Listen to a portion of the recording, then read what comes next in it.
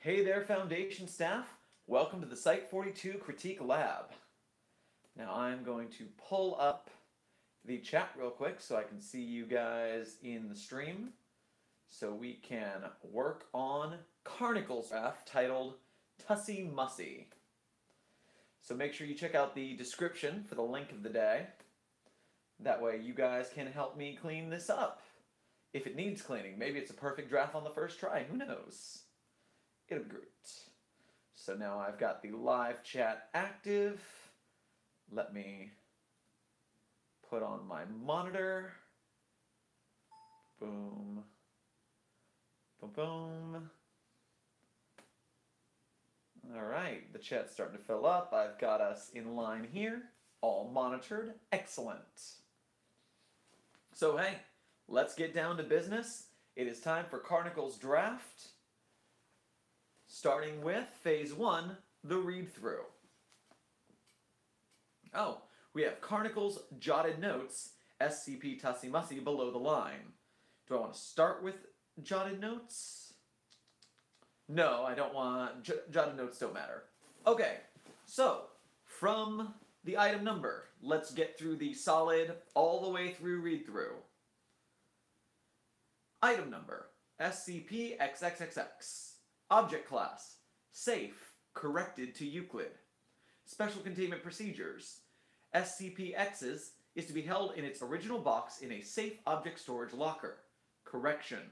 On display in its original box, in conjunction with the other items collectively known as Lot 76 in the secure item gallery of the Site-81 library.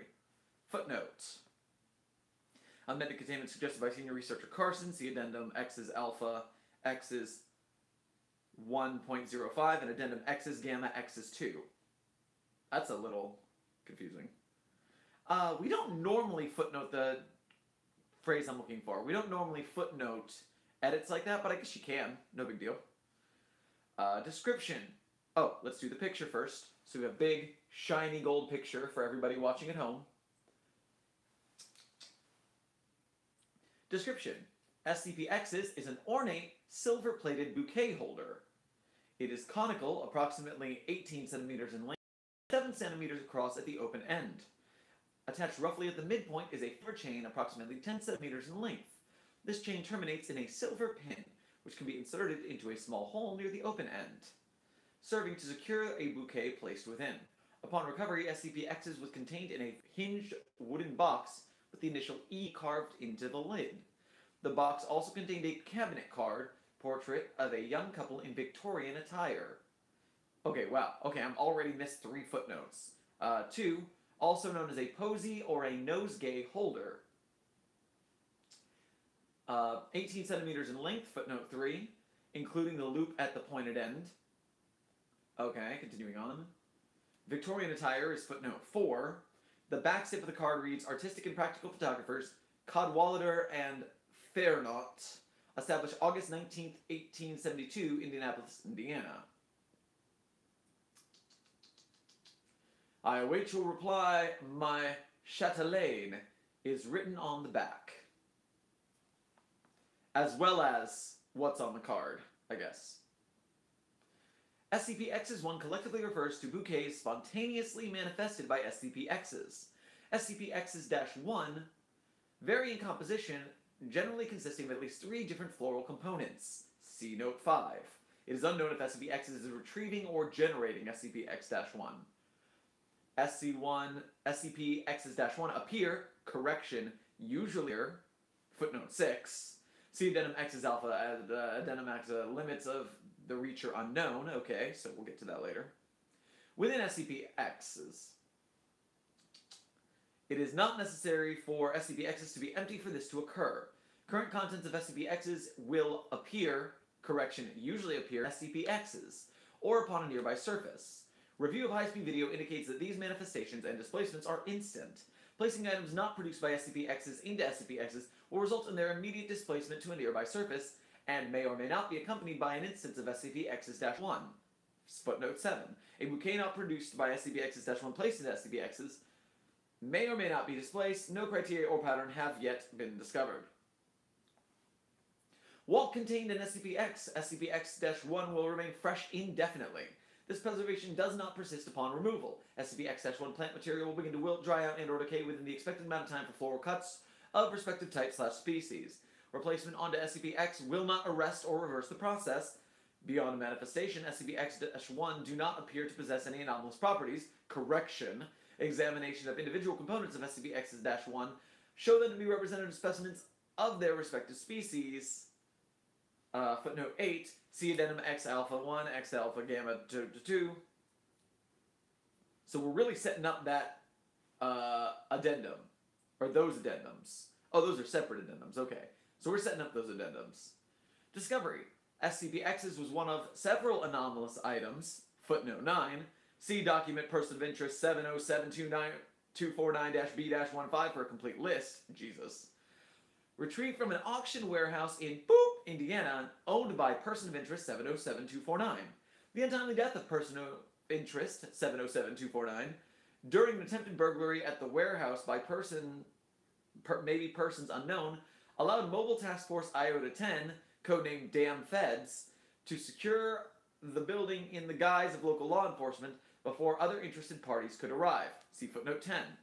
Person of Interest 707-249 was responsible for obtaining numerous items of interest for the Foundation between 19 and 2000 including SCP and SCP and was responsible for brokering the purchase of SCP Person of Interest 707-249 was known to have similar dealings with at least 3 groups of interest. These several clients, including the Foundation, interested in POI 707-249's more unusual acquisitions, had held an uneasy truce regarding Person of Interest 707-249 under the unspoken agreement that it was preferable to share the services rather than risk moving them all together in an attempt to secure them exclusively. The death of Person of Interest 707-249, while seemingly nothing more than a burglary gone awry, is still under investigation. While nothing of value was taken, no suspects have been apprehended. The full Person of Interest 707-249 dossier may be available to researchers with level 5 clearance upon submitting a request to records. Ooh, that's a heck of a footnote. Okay, going on. Certain auction lots deemed evidence were rerouted to various Foundation holdings. Lot 76, containing SCP-X's, was one of several sent to Site-41. Minimal documentation regarding Lot 76 was recovered. The only information noted for SCP-X's was its ability to produce SCP-X-1. No anomalous properties were noted for the remainder of Lot 76. These items were sent to Site-81 for library to determine if they contained any historical value or could provide any information regarding SCP-X's. Alright, I've been at that for a while. Let me see what the chat says. Whew, okay. How's it going, gang? Anything that I missed? We have people who made it. Karnickel made it. Hello, yay. We're here. Yes, the length of these critique labs depend on the length of the SCP at hand. An idea for an SCP. Depends on how long the read is. Some guys are real. Write it instead of in. There's a picture for sure. Okay, so Boron Biggs. Goddamn, that's a lot of footnotes. I agree. I'm going to get into that in a little bit. But first of all, oh my god, so many footnotes. Okay. But that might be a personal thing, and I'll tell you why in a minute. Continuing on the discovery log. Certain auction lots deemed evidence were rerouted to various Foundation holdings. Lot 76 containing SCP-X was one of several sent. Okay, so we did that. So now we're on to Addendum X's Alpha X's 1.05. Addendum X's Alpha X's 1.05. Expand. On the 21st of June 2016, 2 months after SCP-X's and the remainder of Lot 76 were cataloged and remanded to safe storage in the library, respectively, an instance of SCP-X-1 appeared on senior researcher Erica Carson's desk while she and a colleague were at lunch. Upon returning to her office, Carson picked up the bouquet. Lunch is footnote 12. The bouquet was composed of white anemone blossoms with yew and willow cuttings. Upon returning to her office, Carson picked up the bouquet, number 13, designated SCP-X's-1.05, initially believing it to be a gift. Shortly thereafter, researcher Carson was seen to leave the administration wing carrying SCP-X's-1.05. She attempted to gain entry to the safe object storage area of Site-81, but was denied entrance and detained by the 2 security officers on duty when she could not provide a reason for her presence. She became increasingly belligerent when pressed for information. this attitude persisting until she was subdued and relieved of SCP-X-1.05 by Security Officer J. McDaniel. At this point, Officer McDaniel returned SCP-X-1.05 to Researcher Carson, subdued Security Officer W. Nesbitt, and allowed Researcher Carson to proceed to safe object storage. While Carson located and removed the box containing SCP-X's from his locker, Officer Nesbitt managed to break away from Officer McDaniel and alert site security. Researcher Carson emerged to find herself confronted by a rapid response security team who instructed her to set down both SCP-X's 1.05 and the box containing SCP-X's and back away while placing her hands on her head. She complied, stating only, "Please don't put her back in there. She was so lonely." SCP-X's 1.05 and the box containing SCP-X's were retrieved by remotely controlled drones and transferred to quarantine in Secure Examination Room A25 in the Classification Wing of Site-41. During debriefing, SCP-X's 1.06, 1.07, and 1.08, footnote 14, each composed of purple hyacinths, agrimony, and hazel, appeared in front of Carson, McDaniel, and Nesbitt, respectively. The interview rooms were quickly evacuated to permit remote retrieval and transfer of the SCP-X's-1-A to SER-A25, Secure Examination Room. While leaving, Officer Nesbitt was heard to mutter, "At least she was sorry about it." Upon continued debriefing, neither Carson nor Nesbitt had any explanation for referring to SCP-X's as a she. Okay, going on. Addendum X's-Gamma-X's-2. Expand. On the 24th of June, 2016, so 3 days later, at 1408 minutes and 24 seconds, wow, that's precise, a total of at least a two-digit number? At least a two-digit number of instances of SCP-X's-1 appeared throughout sectors 4, 6, and 7 of Site-81. Addendum 15, or footnote 15. These were composed of rhododendrons, monkshood, and pennyroyal. Personnel in the vicinity of SCP-X-1 proceeded to retrieve them and then evacuate the sectors or retreat to designated shelter-in-place locations while alerting staff not in the vicinity of SCP-X-1 to evacuate or retreat as possible. At the same time, an instance of SCP-X-1 comprised of irises appeared on Researcher Carson's desk. She initially attempted to retreat from her office without interacting with SCP-X-1, but a second instance, also comprised of irises, appeared at her feet as she opened the door, understandably reluctant. Researcher Carson nevertheless picked up SCP-X-1 and after a moment proceeded to the Site-81 library. Tucked inside the Lot 76 Commonplace book, footnote 16, near the end of a section on florography? How do you say that word? Floriography. It's like choreography. Floriography. Was a page from a letter. It described a number of deaths following an unusual illness in a manner similar to victims of SCP-BOOP, which at the time was contained in Sector 4 of the Biohazardous Wing of Site-81. At 2 p.m. and 17 minutes and 26 seconds, SCP-BOOM breached containment, leading to the widespread contamination of Sectors 4, 6, and 7. It is estimated that approximately 3 digits worth of casualties would have resulted had the mass SCP-X manifestation, designated as Event X-Gamma-1, and subsequent evacuation not occurred. Since the 24th of August 2016, there have been 2-digit gamma events forewarning loss of containment at Site-81, allowing for the prevention of containment loss in 2 digits worth of cases, and minimizing casualties in the remainders of cases. Each of these events have involved an SCP with properties similar to something described in a piece of ephemera or notation contained within the Lot 76 Commonplace book. Research into the provenance of SCP-X's and other items comprising Lot 76 is ongoing. Alright, so hi everybody. In case you got to the stream halfway through that read, remember to check the link of the day down below because that'll take you to where we're reading. And okay, so there's a lot going on in this skip. And okay, so idea phase first, technical writing phase second. That's the easiest way to go through this. So first of all, we have a candle holder. Now, I have a question right out the gate since I have the author here. And that is there a reason that it's a silver-plated bouquet holder, but your picture is gold? Because your your picture is clearly gold, and the description is silver. So I'm very curious about that. Do you have a silver version, or are you going to change it to gold to match the picture?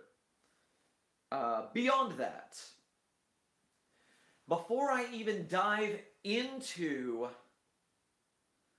Oh, God, what order do I want to attack this? Okay, so our item. Our item is a bouquet holder that can spawn flowers based on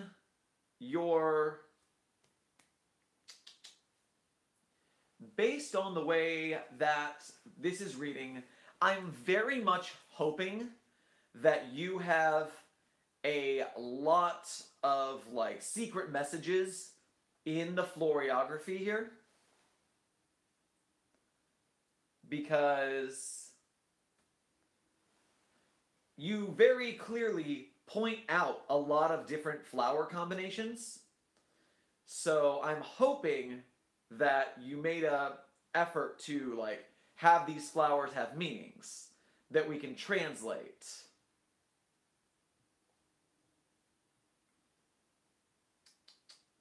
So beyond that, so yes, we're talking about the photo, the color of the vase. I want to make sure you did go in and do the florography. Okay, so it is a direct message. Excellent. And I like that then. So it can spawn flowers in itself, and they'll last forever. It can spawn flowers outside itself to give a message to somebody. So I assume... Is there a message between the couple in Victorian attire? Is that specifically just so we have a clue that it's doing, like, Victorian flower language?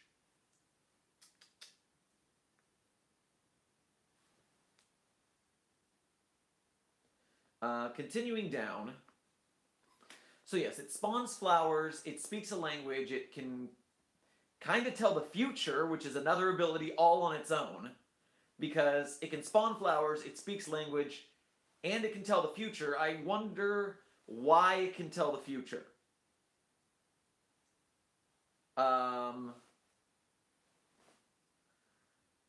Just because that seems like completely different than spawning flowers and talking to people in person. Like at one point, it's a sentient flower, because I don't know why it's sentient. It could use a...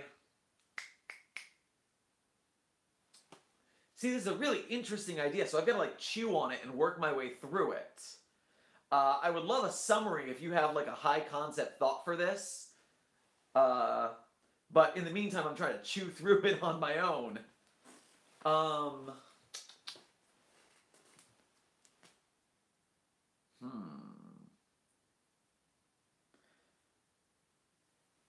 So yes, I'll take this opportunity while I'm thinking to alert everybody who's new to the stream. Welcome to the Critique Lab. I read people's SCP drafts, and we talk about them in the chat and see if we can make them better, see if we can get them ready to go up on the site. We have finished our first full read-through of the draft, so now we are on to talking about the concept for the anomaly and the concept for the story, and anything that seems weird or out of place, or everything that seems good, things that would make it better, things that are awesome already, things we should add, things we should take away.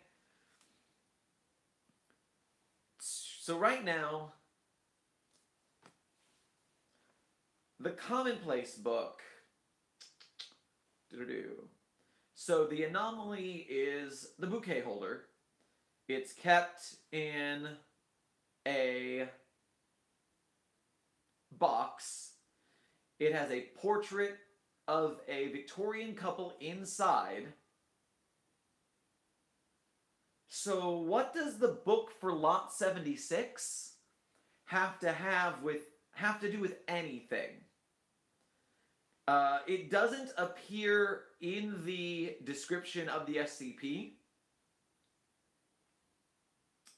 but it shows up in the addendum like this book is where it sends its messages. And it's sending messages using flower language. So it uses flower language, which it doesn't seem like anybody in the SCP is getting. Because let me check the chat. Just in time for Valentine's Day, lovely. It's not so much straight up future prediction as connection to unusual events from her lifetime she encountered. Who is she? Is my first question. Is this Carson? Is this the person who might be dead inside this vase?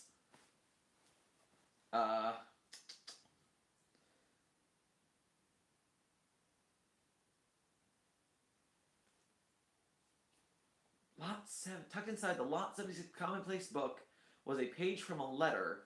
It described a number of deaths following an unusual illness in a manner similar to victims of SCP-X's, which at the time was contained in Sector 4. And then...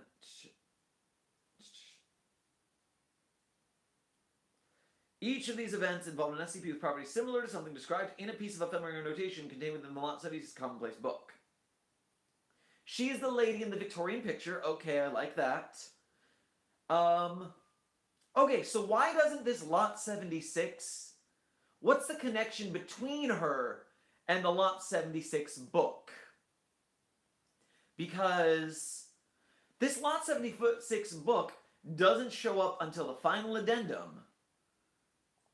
And it seems to just be a book in the Site-41 library. I don't know what a Commonplace book is myself. So, give me just a sec. No worries, no hurry. I'm going to look up what a Commonplace book is, because maybe that has something to do with it. And I just don't know what a Commonplace book is. So, that happens to me a lot. I'm going to warn you guys. The reason I do Critique Lab is because I want to help people. I have written one SCP successfully, that is SCP-3086. I have written some theater scripts before in the past for, like, shows. But I'm not saying I'm the most qualified person to... I'm not on, like, the critique staff for SCP. I'm not any sort of authority. I'm just a guy who wants to help out, which is why I'm glad you guys helped me through the chat. So we can, like, gang up on this and get as many eyes on it as possible. But there's a lot of the time I miss references and it's like secret things in SCPs, because I'm not, like... I'm detailed when I make things, but I'm not detailed when I observe things. I kind of gloss over things really easily. So I'm, like, looking up what a Commonplace book is. And a Commonplace book is a way to compile knowledge, usually by writing information into books. Such books are essentially scrapbooks filled with items, so it's kind of like a journal. It's an old-timey journal from Victorian age. So, going back to the chat, the book has a florography language book in it. SCP-X was part of Lot 76. So hold on. So in a footnote, the vase, bouquet holder, I'm going to call it, from now on, I'm going to call it the posy holder. I'm going to call it the posy holder. The posy holder was in Lot 76 with the book from Lot 76. So, discovered in Lot 76.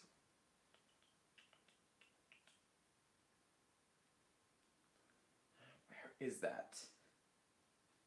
The photo, a collapsible fan, a brooch with a pendant watch and several charms attached, and a Commonplace book with several items of ephemera tucked throughout. Okay, so Lot 76 consists of X's in its box, the photo, collapsible fan, a brooch with a pendant, and several charms attached. So this is my lord. So the book contains the flower language.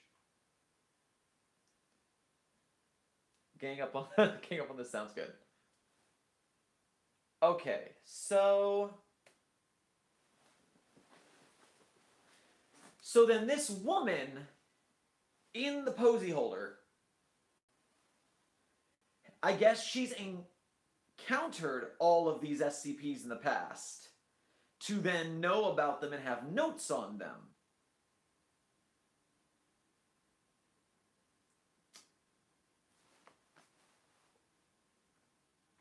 Because, okay, background for everyone who doesn't know about this. I just kind of glossed over it because I know about it. I've heard about it in the past. But flower language is a thing where, like, if you want to communicate with someone in secret, you would give them bouquets with certain arrangements of flowers. And, like, these three, each flower has, and you could link the flower patterns to send a phrase to somebody in a bouquet. So, like, if you put this bouquet up in your house, it meant someone has died and we are sad. Or if you're holding a bouquet at a party, only your friends who know flower language will know what that bouquet means. Or, so it's like a secret code in flowers. So, that is cool for the... so that is what this bouquet is doing, is it's trying to tell these people things in what's called floriography. Floriography is flower language. So that's why these are all flower code. It's very important that there's specific flowers because they mean things. And I'm guessing that Karnickel has done their homework and made sure that the flower language in each bouquet fit. That way the story made sense in that sense, which is, I just love details like that. That's the kind of detail that I like putting in ahead of time because it makes the story more real and factually correct.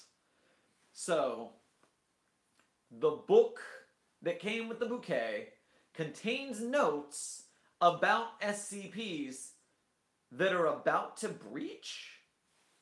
Or it's just coincidental that she warns them about the breaches before they happen by leading them to specific SCPs.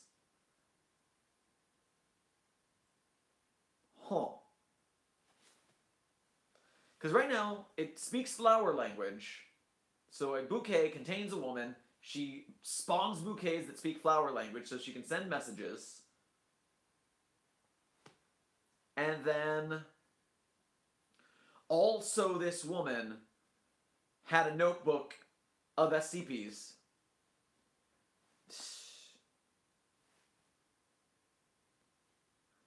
Like, something to me, it just seems kind of unrelated. It just seems kind of extra. It seems, but everything has to be extra kind of these days. It has to have more of a story. So that's... Yeah, not that she knows about, she said she knows about those specific ones because she's encountered them, but by no means all SCPs. Okay, because Posy Woman knew about the SCPs that she knew about, but she also had the sense to warn them to evacuate when it was about to breach. Now, how did she... I guess I'm trying to figure out what kind of omnipresence it has, because it can find people anywhere. It can find people within a range and affect them. They haven't figured out how far that range is. I guess it can sense because it's still in Site-41, right? So it's contained in Site-81. Okay, it is contained with the other items collectively known as Lot 76. Site-81. Okay, so there's a lot of threads of story. And I'm not sure that any of them come to a full head in a way that satisfies me on the front. And let me try and explain what I mean. So we have dead woman in a vase who speaks flower language. We're set. We have an anomaly. She goes a little further that she can reach out and sense people when they're away from her. She can reach out and sense SCPs that she saw in the past. Okay, so that's a separate thread. You first got anomalous posy holder with dead woman who speaks flower language, spawns flowers, and tries to tell people things. It can also control people, kind of. Because it controlled her to get her out of hiding because she doesn't want to be hidden, she wants to be on display. So it's got a compulsion effect on people. And it has... Okay, so I'm going to go back to the chat while I'm still phrasing this. The guy that got them to the pyramid was done in by a third party, by some bloke who dealt with other people like the Foundation. Yep. Maybe it doesn't predict the outbreaks, but it can directly manipulate the course of reality to make certain events happen. It could just have amazing luck. But within a limited range or degree of possibilities, hence why it usually predicts outbreaks. Predicts, quote unquote. Can I check my email real quick? Okay, I certainly can. A quick long notes. Okay, Lot 76 contains the items of a lady who was part of a Proto-Foundation type group. So she was an SCP precursor kind of founder thing. I hope to do more work with that idea. That is pretty neat. It has notes on you. Okay, you don't want me to say all this. Gosh, darn it. Okay, sorry. Wait, I need to say all this, otherwise the audience doesn't get what I'm doing. The bouquet holder itself is a proposal gift, or what you reply to her. And you need to study language with me for flower language bouquets. Oh, that's neat. Combine type the addenda, which would be less control and more wording. Okay, so there is an overlying factor here. This is going to be spread out. We need to tighten this one up now so that it tells its own story without coming off, where it tells a solid story with some threads we can expand on. So let's make sure it does that. Okay, so we have Proto-Foundation woman. We have, we need to know why she was in the flower holder. We don't need to know why. It happened. That happens in a lot of anomalies. We have flower language. We have flower spawning.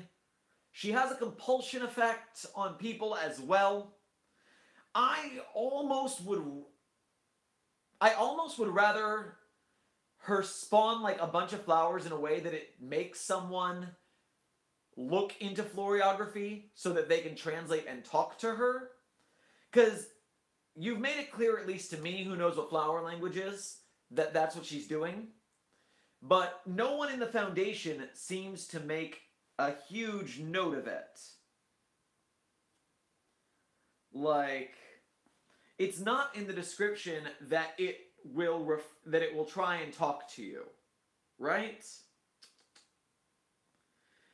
So if it's not in the description, I assume that no one in the Foundation realizes that it's speaking in floriography. Because of that, I honestly think it'd be a more interesting angle if it was just trying to talk to them in floriography, and then the compulsion effects weren't there. And that would be more interesting to me anyways. I know that compulsion effects are kind of a weird thing that people sometimes are kind of on. And as well, I mean, sometimes they're good, but at the same time, she can speak flowers, she can spawn flowers, and also she can control your brain with flowers. Maybe it's a list too far? Plus she has kind of an omnipresent awareness. But okay. There's a side quest, side story of Person of Interest 707249. And I mean, that footnote is ridiculous, because that is the place where you're hiding this entire subplot. And I say ridiculous, not that it's bad, just that it's long. Like, oh my god, that's ridiculous. That's a long one. I'm not sure how I feel about that. I don't think that happens very often. I don't know if that's good or bad myself. See, I think the main thing of your footnotes is you have so many footnotes because you got really in-depth into the details. I give you a lot of kudos. There's not a lot of... I don't think there's really any spelling or grammar errors. There might be one or two. We'll come back to it. No spag errors, as it's called, or I've heard it called. But it's because you're so detailed and you've so got all the research down there that, just like Jesus, a lot of people forget to, like, I've never seen someone, like, footnote a correction the way it is in the first footnote. You're like, this was corrected by this person for this addendum. Normally that's like, up in the description, see addendum blah blah blah for more details. It's not normally a footnote, but it could be a footnote. Alright, going back to the chat for a second. Persuading the mask at least to release her, and then other SCPs. What if Carson was a Site-41 librarian and gets the first message while cataloging and transcribing the book? The author wants to know, that was the author speaking that second paragraph. And yeah, if Carson is a Site-81 librarian, is cataloging the book and finds the message, should the message be a florist, a floral message, or should it be a note in the book? Should it be like she's cataloging the book and a bouquet appears in the book? And that would tell her, oh, I should look at that. Ah, our author is a chemist and is used to writing scientific reports. That is easy to tell, my lord. That is clean. So, yeah, I feel like our spelling and grammar run-through near the end is going to be really short. I feel like it's not going to have a lot to say. It's mainly going to be this story threading. So, yeah, I don't think the footnotes are bad. All of your footnotes are pertinent, and they give extra details that wouldn't be necessary in the main thing. Okay, so I didn't mention this. This is my personal beef with footnotes. Footnotes make reading SCPs terrible. A footnote breaks the rhythm of making an SCP reading like I do on the channel. Awful. I hate them so much. So, like, I would look at your SCP, and I'd be like, oh my god, these are so important to the story, I'm probably not going to read this one, because it doesn't flow when there's that many, like, wedged in footnotes, as opposed to a narrative thread. But that's just me as an SCP reading YouTuber guy. That has nothing to do with story structure, and again, as a chemist, you're writing footnotes the way you would, and that's more accurate than a lot of footnotes on the wiki anyways. Most of us are just faking it. Okay, so the story section. We've got talking about her being a librarian and she finds it. That's interesting. She can make the, So yes, my big beef is really the compulsion in the first addendum. I think if we could communicate with someone who knew floriography, that would be a more interesting way to get attention. Like, maybe she leaves a message, it's ignored, and so she spawns a bunch of the same bouquet with, like, the exact same amount of each flower in the exact same arrangement, and that cued somebody to, like, whoa, that's weird. And she also happened to be reading a book about, in the book for floriography, she was, like, scanning the pages, and so that came to mind, and so she found it. Because you would... What's the phrase I'm looking for? Because if you're a librarian cataloging SCPs in our day and age, pages, that way they could be seen once you determined that they weren't an anomaly themselves that would be spread through the internet. But actually, you wouldn't scan the pages if you weren't sure it wasn't an anomaly. But you would look through them and make sure that a memetics expert made sure they were not an anomaly, something like that. So, something like the addendum is she was writing and a bouquet appeared, and she thought that was weird, so she put it back. And then she spawned it again, and it's almost, like, you'd almost end up with an interview log for the flowers. And, like, the interview log would be like, this combination of flowers roughly translated means blank. Something like that. Whew. Yes, the identical one sent to Carson and the security guards were an apology. So, I almost like getting her out of the display, or out of storage and being on display, I think works better as like maybe if she communicates and then over communicates rather than compulsion. But I mean, that's up to you. That's just me.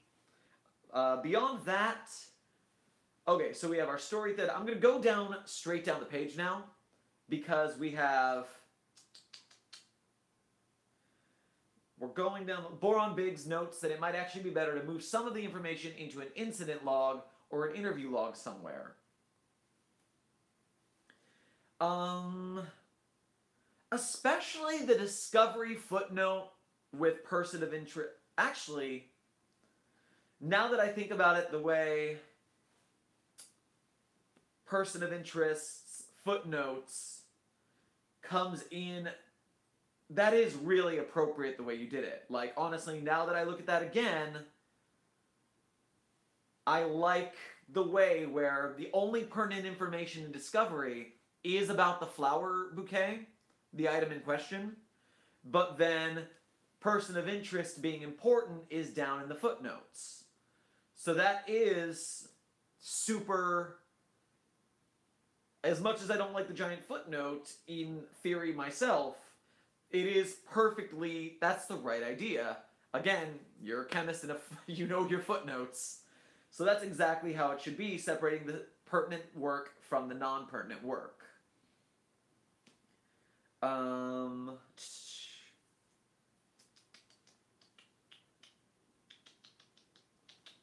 Okay, random question, off topic of anything we've been talking about. Is there a reason that the addendums are titled Addendum X's Gamma X's again? Is there a reason it's on both sides? Most addendum formatting is like addendum, item number, and then whatever the designation is. The author asks, should the contents of Lot 76 be in the description? I don't think so, especially if you might do more with. Alright, if you're going to use the other items in a separate way, like if you're going to use them for more things later, I don't suggest it, because then later on you'll add them as they contained along with this other SCP.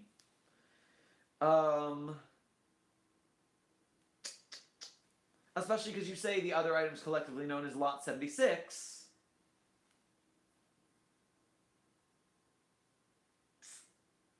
What addendum is that? That is addendum number 1. Addended containment suggested by... Okay, so that's not regarding the items from Lot 76. Perhaps footnote 1 isn't super necessary. At least it's not often used. And then your footnote for the containment procedures can be the items contained in Lot 76. That way it's right up front. These are the items that were discovered along with it. That way we have those right out the gate and they're fresh in our mind. These are the things that are involved. That way when it comes up later that this book is getting messages from the flower vase, you can be like, whoa, that was in the, I get it. Okay, I'm just going to go through the footnotes and see what we need here. Number 1, amended containment suggested by senior researcher Carson. See addendum X's, alpha X's 105. Also known as a posy or nosegay holder, not good, including the loop at the pointed end. Including the loop at the pointed end is a good thing to say. It's a realistic thing to say. If we're looking to trim, I don't think it's wholly necessary. The backside of the card reads, okay, that's good, that gives us a year. It is unknown if it is retrieving or generating. Honestly, because it's generating specific things, I almost wonder if it should be something about generating flowers to create SCP-X-1 instances. just because I can't see how it's retrieving that many specific bouquets. So maybe it is unknown if SCP-X's is retrieving or generating the flowers to create SCP-X-1 instances. Might be something I would say. Because it would be, I don't think it would be retrieving that many identical bouquets if they existed. Icy Wolf wants to know if we do Site-42 Critique Lab regularly, and so far we've done one a week on Friday afternoons. Schedule subject to change due to my day job schedule. But for now, this has been a good time slot. C Addendum, X is alpha, X is gamma. The limits of SCP-X's reach are unknown, so that explains that. Bouquet not produced by SCP-X is placed into it, may or may not be displaced. No criteria or pattern have yet been discovered.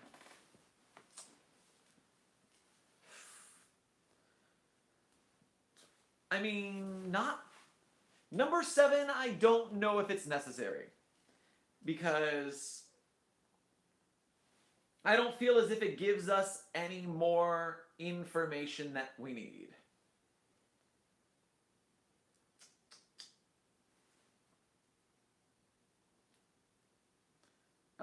Footnote 8. See Addendum. So yeah, see Addendum. Number 9, see document. POI 79 is a complete list. So I assume that maybe this POI document will come up later. Or maybe it's just world building. But we're talking about that POI, and that person does a lot of things. And then we get into their story with clients and probably Mickey D's and Serpent's Hand. Their death is a mystery. So honestly, I was so much ready for like a full mystery story to come out when POI 707249 was taken out. I was like, whoa, this story is taking a radically different tone and direction than I thought it was going to. Okay, so here's the thing with story in SCPs. Series 4 is a lot of people trying to make the difference between this is a scary thing and this is a scary thing and also there's a story. I guess I shouldn't say scary, I should say weird. This is an anomaly and here's the story behind it. Because back in the Series 1 days, it was just enough to say, here's a thing. It's weird and scary. Ha ha ha. So now there's more to it than that. By that point in your story, you'd explain, here's a weird thing. It does weird things. And then this story chunk came in and I was like, whoa, there's a murder mystery and there's a guy and there's stuff and he's selling things and he was murdered and we don't know who did what. And I was super locked into that. I was like, oh, this is going to be really cool. This is going in another direction. We're hitting the story. And then that's the end of it. And I was like, whoa, okay, so we're not going to talk about him anymore. And then we got into a completely different story about your Victorian Foundation precursor woman. So, like, you got 2 whole story setups in this one, but the one that I missed was the less blatant one, which is the focus of this item. This item's focus is Victorian Flower Woman, and I didn't even catch that because I was so locked into, oh my god, there's a murder mystery going on. So even when I got to the following addendums, I was still wondering if the murder mystery was going to go anywhere. So, right now,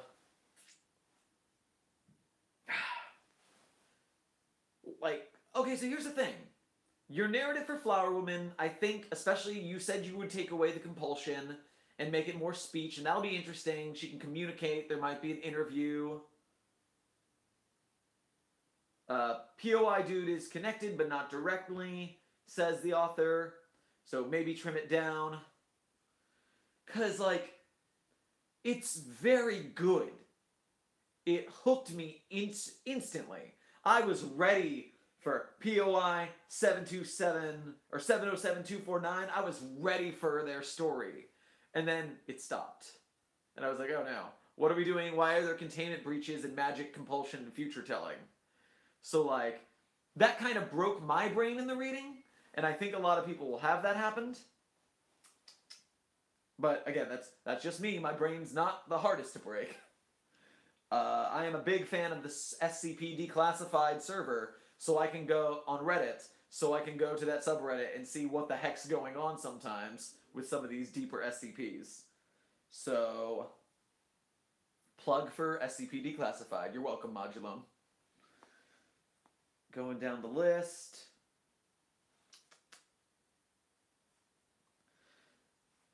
Because, God, your setup for POI 707249 is so good. So I hate to say trim it. I hate to say lose it. But I want to see it given less focus than your Victorian lady. That's my main thought. And I want to know how to do that without butchering such a good idea that's there. Because it's hard to write a good story hook and a good concept out the gate, and that's a really interesting one to me. So I hate to butcher it in any way.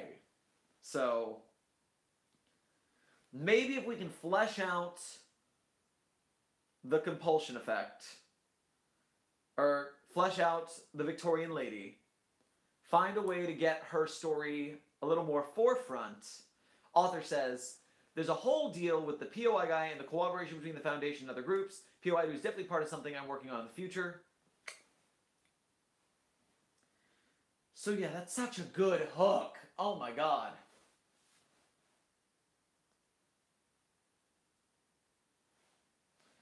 Okay, so probably my main story suggestion is once you've taken out the compulsion, that's going to butcher your first addendum pretty hard.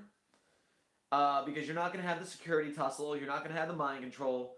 You can have a different reason for any sort of sorry or something communicating, but that's going to change that addendum a lot. And then it'll change your second addendum a little, but I think your first addendum should probably focus on the first communication, finding out that it's sentient, and some sort of rudimentary backstory of our object. And then we get way more into the... almost like we find out that it's sentient in the first one, that it can communicate through fluorography. But then in the second one, we discover the relation to Lot 76 and what's in its notebook. And we're like, whoa, this is... Pride and Prejudice and Zombies. This is Abraham Lincoln Vampire Hunter up in here. Problem is, this is a whole world, and this is the most straightforward item to start with. I understand that. I can tell you have a whole lot of story to tell. I'm very, very excited to hear it now. So, maybe, so yes, if I were to structure this, Addendum 1 would be discovering that it can communicate, discovering it is sapient, and it's hard to communicate because it is... because it's speaking in fluorography, it's a limited language. And then your second addendum can be its evacuation because it knew about it from its old days.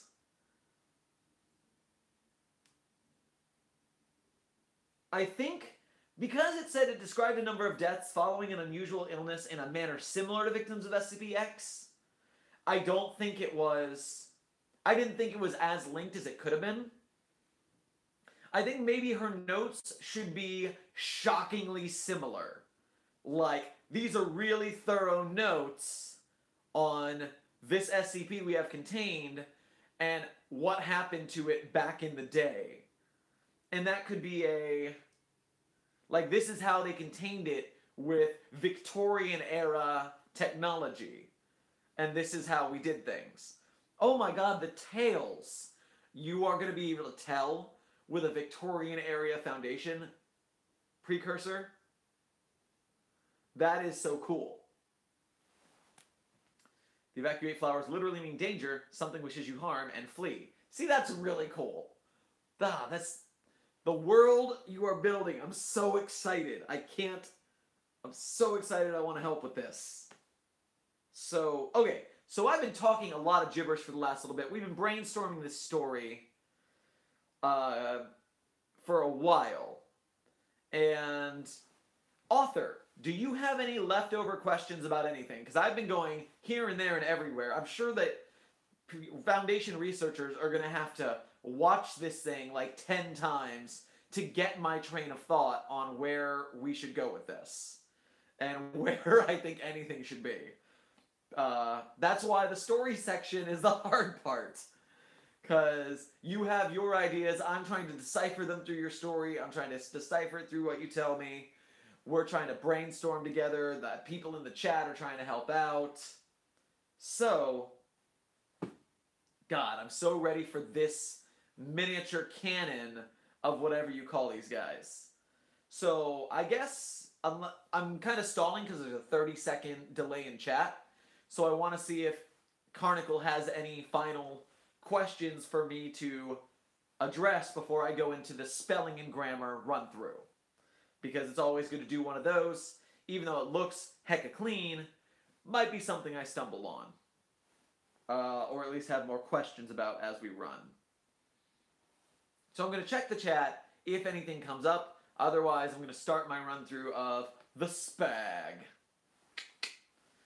And not really any questions. Try some time outlining, getting the addenda a little more solid. Coolio. Let's run down the list of things that are here. Item number, fine. Object class, fine. Special containment freezers. Held in its original box in safe deposit. On display in its original box in conjunction with other items. Cool. Ornate. Silver plated. Okay, so I mentioned, is it going to be silver or is it going to be gold? You can check to that. Icy Wolf asks, if I submitted an SCP, would you check it out? If you would like to submit an SCP to the Site-42 Critique Lab, send it to my Gmail box, which is scpsite42@gmail.com, and I would happily feature it on the show, although it'll take a minimum of 2 weeks. One SCP draft is in line, and then the following week I can look at it. But yes, submit it to scpsite42@gmail.com, and I'll gladly look at your draft in a later episode. Description. Ornate silver-plated bouquet holder. It is conical, approximately length, approximately 7 across at the open end, attached roughly at the midpoint, fine silver chain, 10 cm length.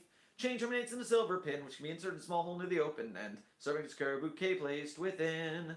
Upon recovery, SPX was contained in a velvet-lined, hinged wooden box with the initial E card to the lid. Pod also contained a cabinet card. See, that's good details. I love it. There's an E card in the lid. It's got a Victoria card. My chatelaine is written on the back. Collects 2 bouquets. Spontaneously manifested. Okay, so anywhere you say, So anywhere you say SCP-XXXX-1, in my head, the word instances should usually follow that. SCP-XXXX-1 instances vary in composition, generally consisting of at least 3 different floral components.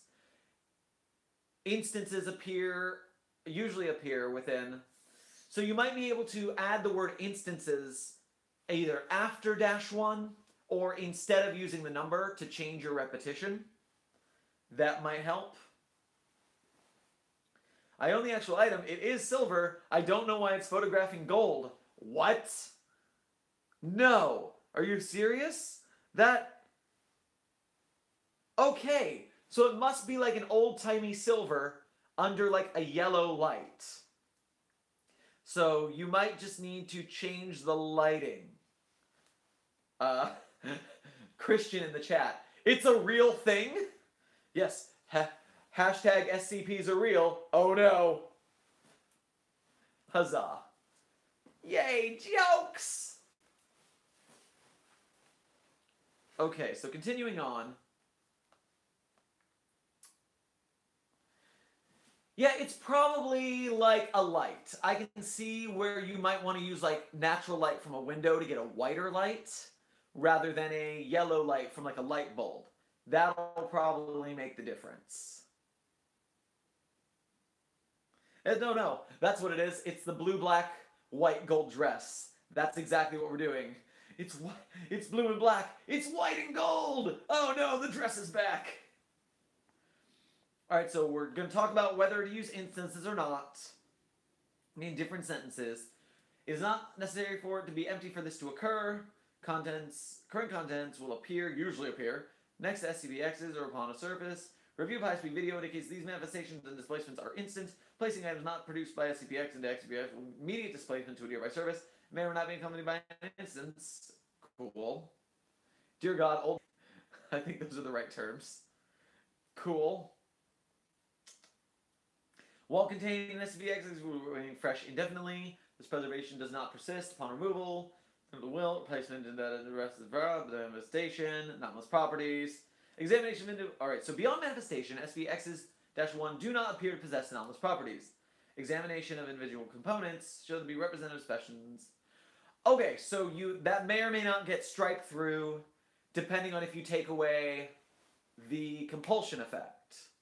So you'll decide on that. You'll decide how that works.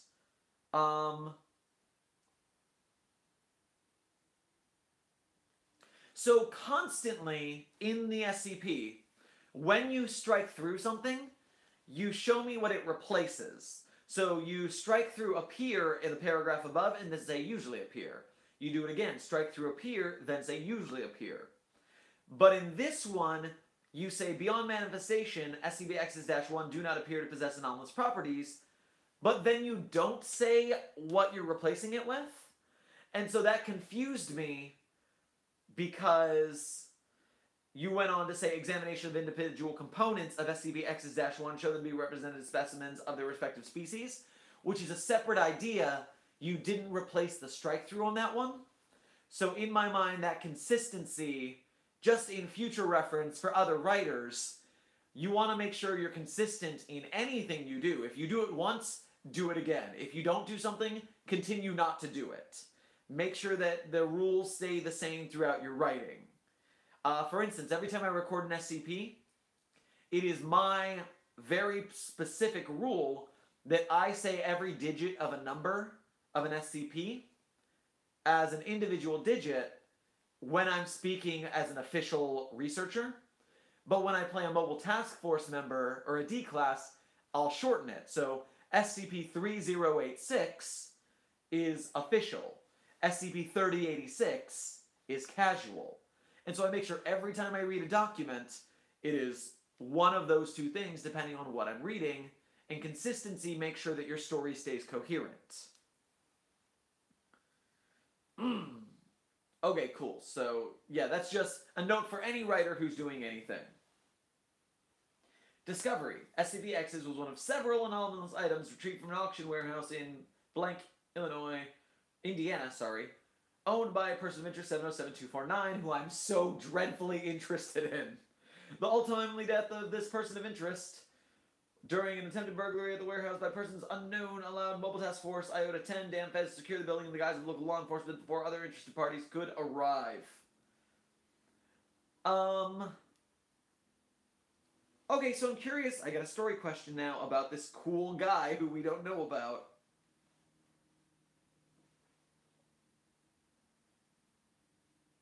While nothing of value was taken, no suspects have been apprehended. Okay, that was my question was anything missing? What's the deal? Do we know if anything's missing? Is it unknown if anything's missing? Because nobody was there when he died.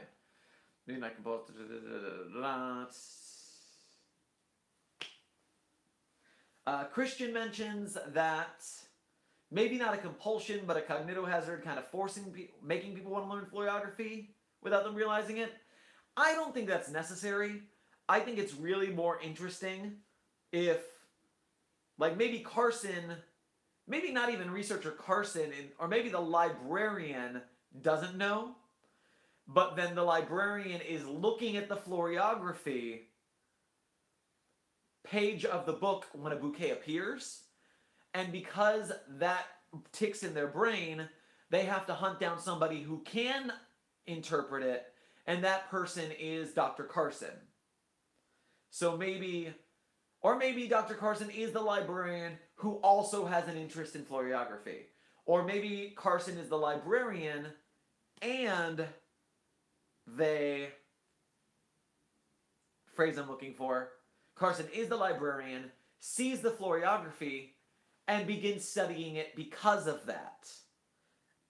Or they give it to a researcher on this item's research team, and that person on the research team becomes the interviewer. Or this person becomes the head of that research team or a piece of that research team because they communicate with it. So your characters there, you can play that out with who knows what and why.